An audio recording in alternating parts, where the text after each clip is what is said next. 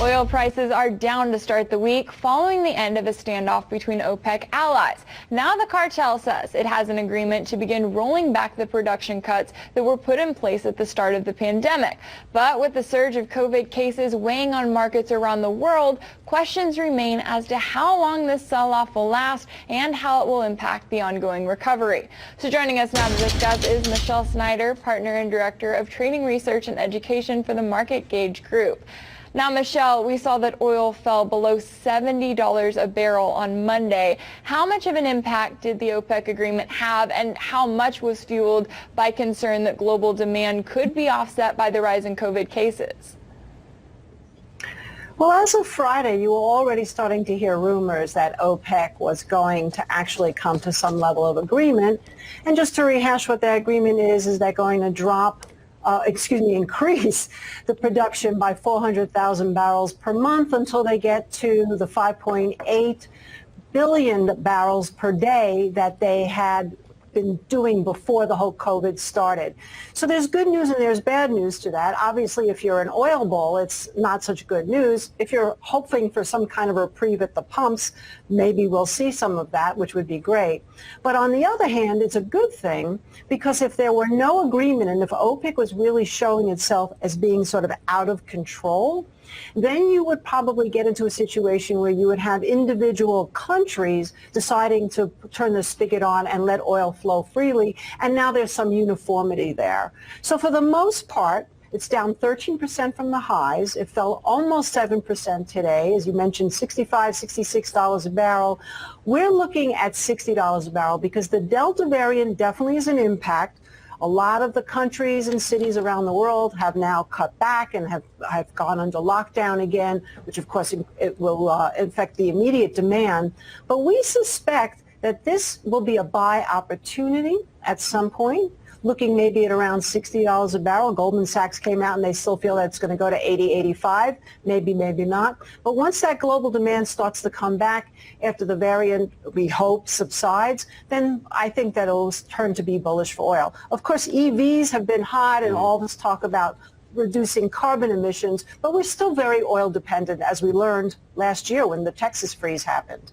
And now, Michelle, we've talked a lot about the concern that OPEC wasn't producing enough to keep up with the increased demand as areas continue to open up. And obviously, it seems like in the last week, a lot of that situation has changed. How do you see the timing of this agreement to gradually lift those production cuts as we see more places re-entering lockdowns and a new wave of COVID concerning?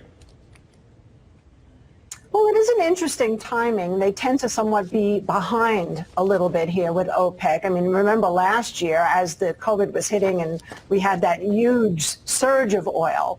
But I think it'll be interesting to see what they do in terms of their timing here. It makes sense for them to actually increase production a little bit, particularly as we just talked about. We're seeing the prices of oil going up, and of course that affects the consumers.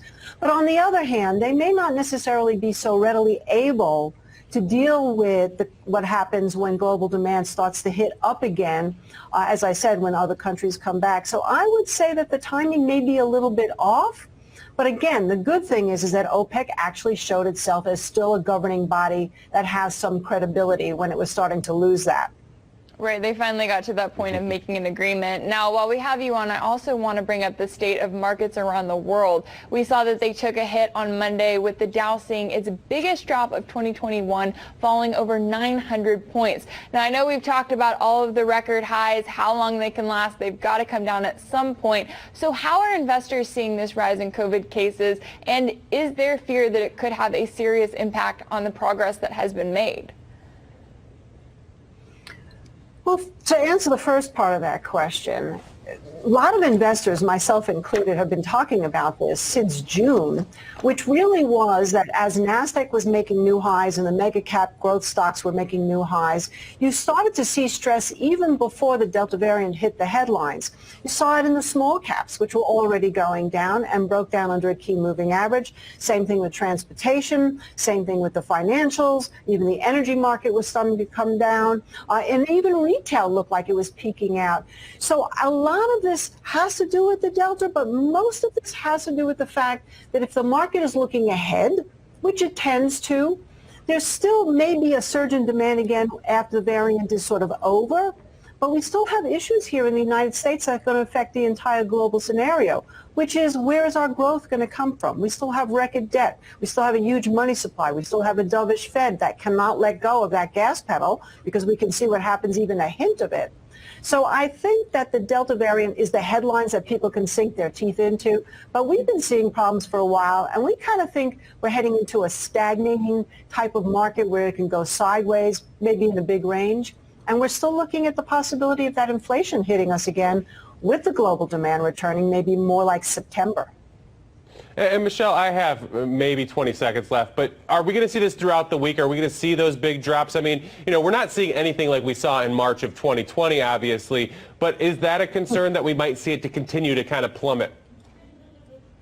Well, valuations were very high, so we are seeing at least some kind of back to normalcy in terms of the valuations, and they're still high. So some people would say, oh, we have another 20% down, but that's not what I see.